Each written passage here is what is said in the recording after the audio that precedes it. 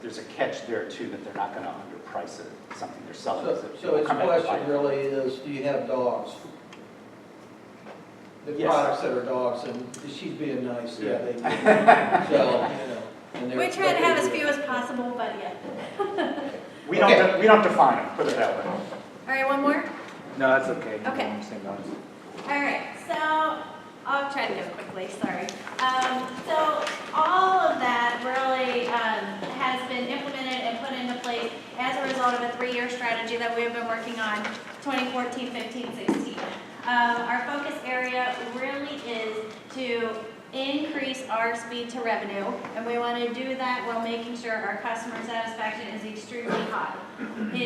It's interesting to be in an operations area and be focused on revenue. That is not common across operations teams. Operations are typically in the back office. They're typically the people that are working on the lockbox transactions and making sure all the mail is flowing. Much more sustainability of that customer relationship is really where operations traditionally focuses. In the implementation space, we're that connection between the sale is done, and I haven't yet gotten the opportunity to sustain the product for the customer because we haven't onboarded it yet. So we're working with the customer, we're setting that up. The faster we can do that, the faster we get to those monthly revenues, as well as the better we do it, the better our customer experience and the more opportunity we have for cross-sell opportunities with that client. So that is our big focus with our strategy. From incident, yeah. I want to make sure that all of you, I think I shouldn't have to say this because I know how smart all of you are. But I do want to just reinforce something here. The salespeople that are out selling Treasury Management, the customer experience is a really, really key metric for them to be able to close deals. Yeah. Absolutely, it's scary to transition. If you think about what they're doing, they are giving us all of their money, they're giving us all of their customer data, and they're giving us all of these, depending on product, they're giving us all of their employee data. So I have bank accounts for everyone. I mean, I've got data coming out my ears. It is a scary thing for somebody who hasn't bought a product like this before to actually figure out, should we do this? And we sell across the board to all size companies. The mom and pop company has a lot more concerns about this sometimes than the large companies who are used to having outsourced services, where they're used to having that data out there and the right protections. And you have access to their IT systems as well, right, with some of these products? We definitely have a tunnel into their organization. Yes. And we have knowledge that is outside of their employees about how their IT systems work. Yep. And I would say, I'm sorry, No, it's good. but I left Fifth Third in 2011 when I was head of strategy, everything for this is really operation. You guys have come so much further. Maybe it's because I left, but Well, I'm sure those just move it together, not I mean, effect. there was not the focus on. The focus was really on profitability. Just let's get it done. Let's run it through. Let's make it happen. And the focus here so much changed because we understand all the interconnectedness between the business and the importance of this in growing the business, basically. Yep, absolutely. So a couple other pillars, profitability and growth go together. We know that the faster we can implement, the more revenue that we get. Some ways to do that are to streamline our intake process, make sure our sales teams knows exactly what to give us. Let's get all that documentation, and let's get through the review as quickly as possible, and let's go. We also have spent a lot of time making sure that our partnership during that project management process is really strong with our IT teams, with our back office operations teams, and we've been able to streamline our process, which I'll show you some results in a minute. From a growth standpoint, I mentioned it already, we are the connection to that profitability. It's great that we sold it, we love that, but if the customer doesn't onboard, we ultimately haven't made anything. So this is essential for us. Our strategy definitely is working. Our internal customer satisfaction, so we survey our salespeople on a monthly basis after the implementation is complete. How well did we do? All-time high scores there. Same with our external customers. At the end of the implementation, we survey them, and we have all-time high scores there. I'm not going to go through all this, but from a customer satisfaction standpoint, I wanted to touch base on that last bullet. So we have a 64% improvement in the number of clients that say we're implementing within the time frame communicated.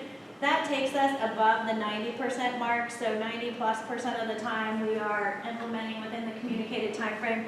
The reason I want to highlight this is it is so critical that we are in lockstep with our sales team. So as an entire organization, we have to tell that customer the exact same amount of time that it is going to take for it to get done.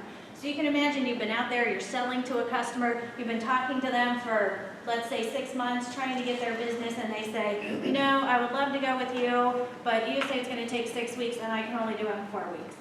All of us would have a gut feel to just say, we'll make it happen, we'll do it in 4.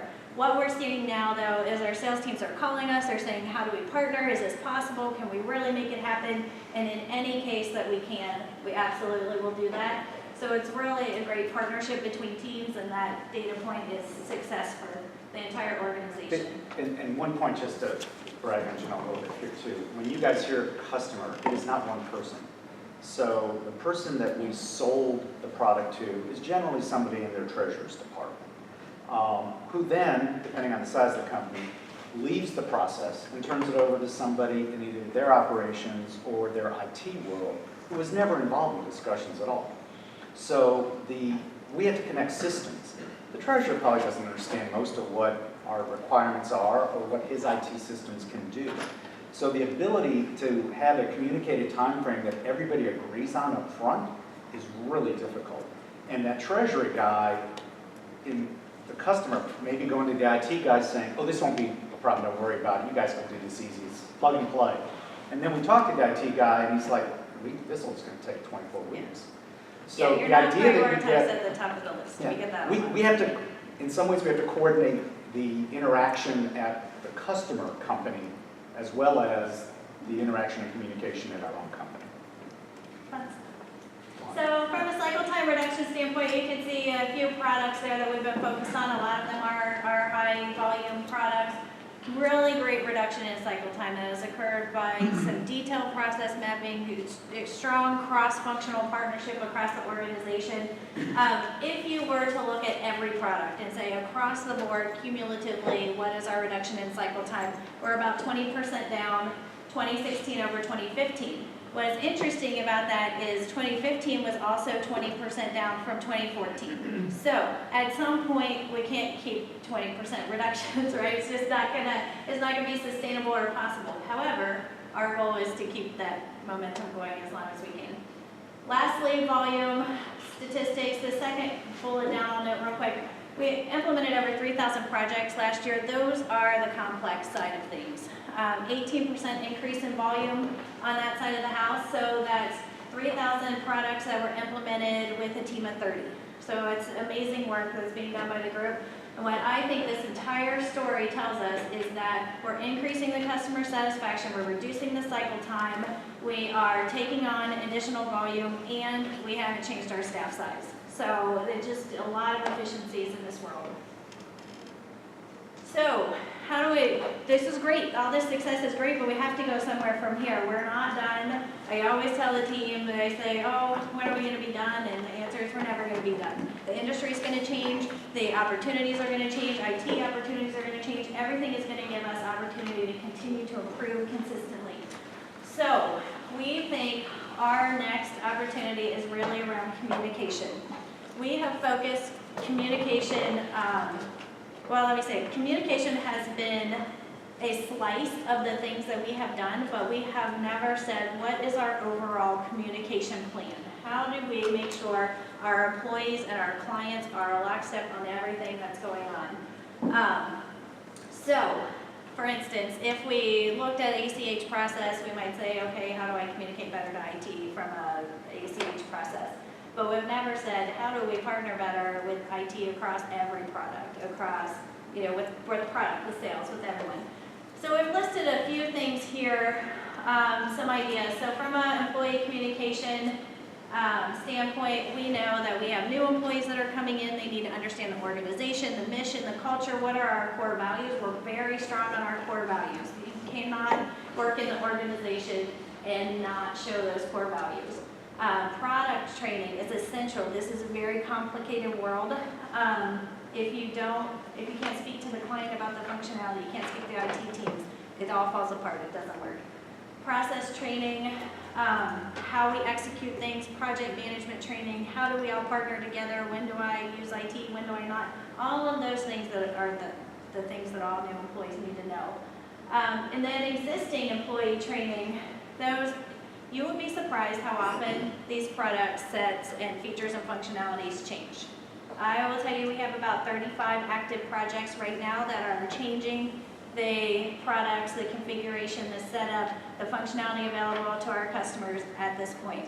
It's continual. We're to the point of always improving. Our products are always improving. Our tools are always improving, which means our processes are always changing on how to do it.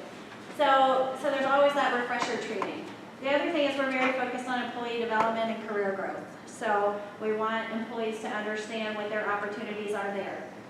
From a client communication, it's very similar. Our clients need to understand our company. They need to understand our values. They need to know what products we have and how they meet their cash flow needs. Products, what are they? Service model. I think it's really important for us as an organization to understand how our customers want to interact with us and educate them on the best way to navigate the channel with which they want to interact. So that might not be something we're doing perfectly today. Existing client training, we have cases where the cable company's administrator has moved on to their next opportunity or they're hiring somebody new. That person doesn't know how to work with us. So we have that type of education that's going on. We also have the new product functionality, the new tools, all of those things. And then lastly, I put customer data protection on here because I think it's really critical for us to continually educate our customers that we care about protecting their data. There are ways that we can do that, and there are ways that they can help us do that. And it's really, I mean, you're well aware there are fraudsters out there doing very creative things, and it's essential that we're all on top of that at all times. So I put a couple graphs here where you can review them. Basically, this is just saying that industry data supports the fact that communication is critical. So it's a great opportunity for us to continue to improve by really digging into this. So our 3-year strategic vision, I would suggest for the 16, 17, 18 timeframe, is that we need to continue to speed the revenue. We need to continue to increase our customer experience, and I think there's a huge opportunity for us to do that at least in one way by improving our communication process. So that's communication with employees, communication with our clients. Some resources that we have available to help us in this, so to give you an idea of some of my team structure and partners. I have a business analyst and reporting team. We have a ton of data available to us. Cycle time data, product volume data, client data, how often everybody calls on what, all sorts of data. We have a training team. It's small, but we do have an employee training team. Outside of my team, we also, as an organization, do have a client training team. So that's something to do. We have our project managers and our technical specialists. And then I have a supportive IT team that sits right outside our door.